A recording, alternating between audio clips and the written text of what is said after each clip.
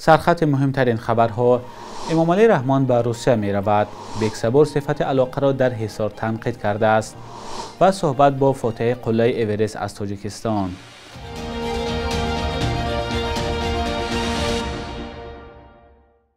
درود بینندگان عزیز و خوش آمدید به برنامه نوید بامدادی. امروز 21 دکبر است.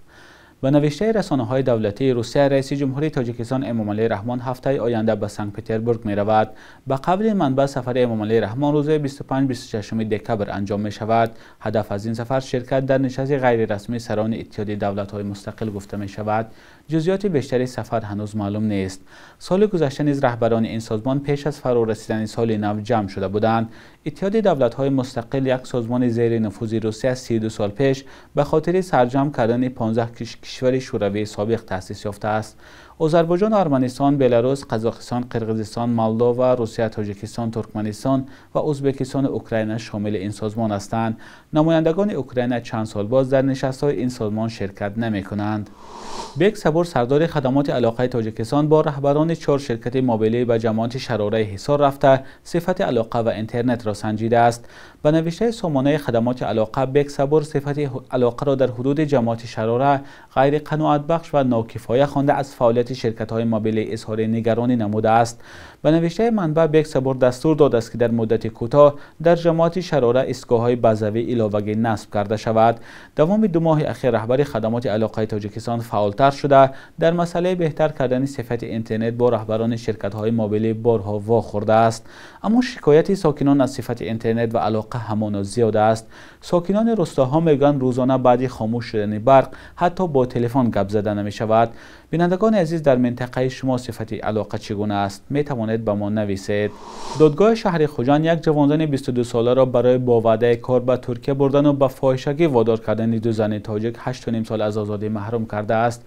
ریاست کارهای داخلی ولایت سوغد نوشته است که منیژه نعمت الله و با آن متهم می شود که ماه دکبر سال 2021 و ینور سال 2022 با راه فریب 2 جوانزن را با وعده کاری سردرآمد به ترکیه برده، ولی زیر اسارت قرضه گذشته دوام 1 سال به فاحشه‌گری وادار و زیر استثمار شهوانی قرار داده است.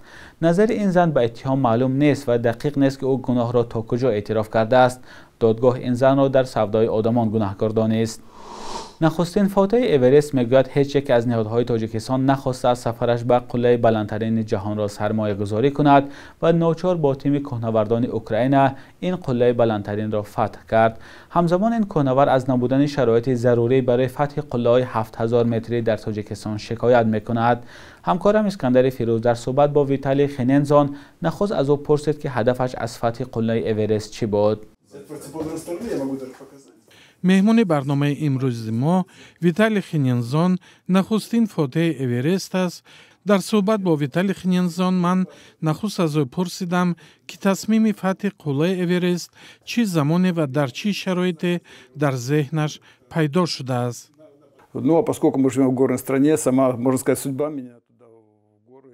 انسان در زندگی همیشه در تلاش پیشرفت است و از بس که ما در کشور کوهستانی زندگی میکنیم، خود سرنوشت مرا به آغوش کوهسار پرتافت.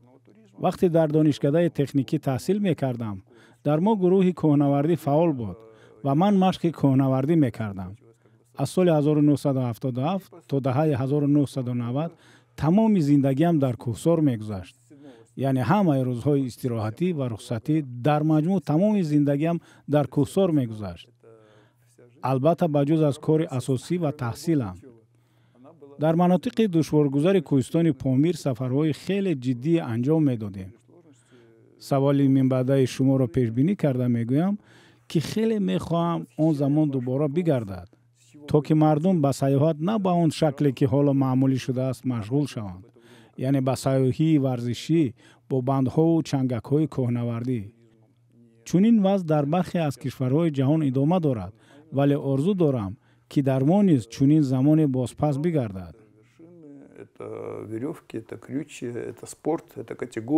فتح قله اورست آرزوی هدفمندانه زندگی شما بود؟ از بس که بیشتری از عمرم در سفرهای کوهستانی گذشته است. بعضا سرنوشت خود ما را به سمت روانه می‌سازد. هدف هر انسان است که اگر به کار مشغول شد، رسیدن به قله‌های بلند ساحه آرزویش می‌شود. بار به قلعه سامانی برآمدم و سپس به قلعه سینا هم برآمدم. سال 2019 تنها بارخالتم را گرفته سوار ماشین شدم و به پایگاه قلعه لنین در حدود قرغیزستان رسیدم. همراه با یک دوستم به قلعه برآمدیم. چرا ماست از قلمرو قرغیزستان به این قلعه برآمدید؟ متاسفانه در قلمرو قرغیزستان تمام زیرساختارها در پایگاه فعال است. در ما باشد این زیرساختارها اصلا وجود ندارند. در پایگاه قرغیزستان حتی گروه‌های نجات کوهنوردان فعالند. علاقه وجود دارد، راهبلدان آماده کار هستند.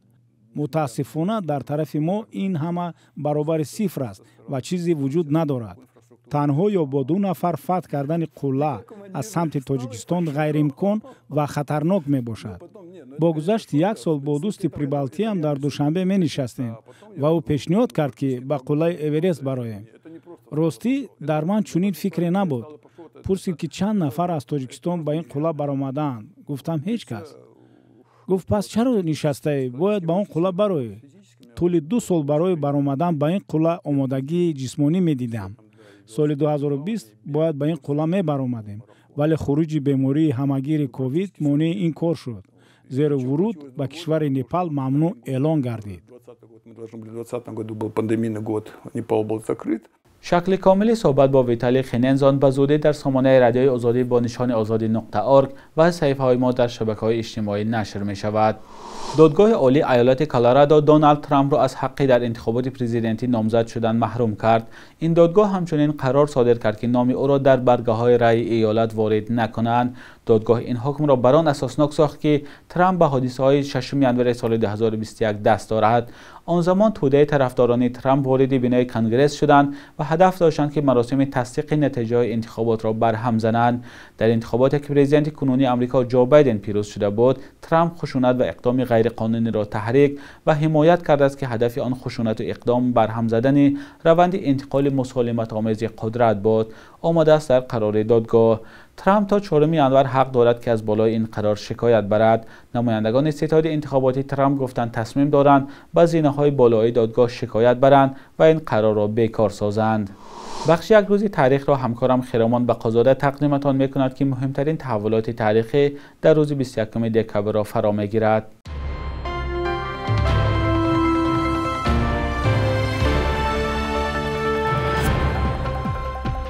21 декабри соли 2017 ба кодекси ҷиноии тоҷикистон барои фарзандоне ки барқасдона аз нигоҳубини падару модари барҷомонда даст мекашанд ҷазо дар шакли то 3 сол зиндон ҷорӣ шуд.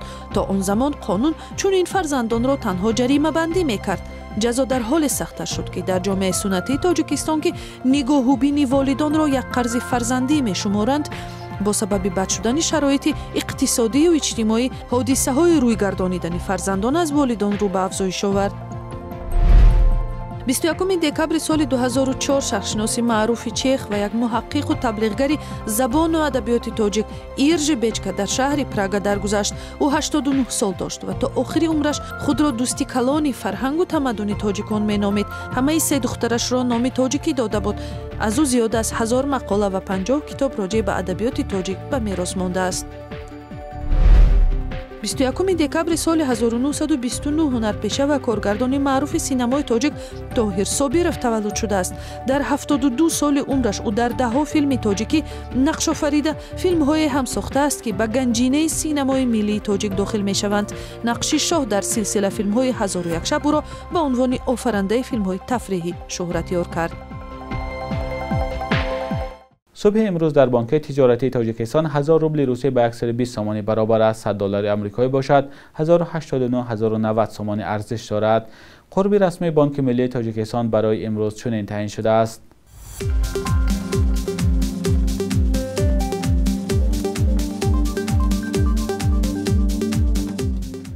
بینندگان عزیز، با پایان برنامه نویدی بامدادی رسیدیم. تشکر که با برنامه‌های رادیوی آزادی هستید.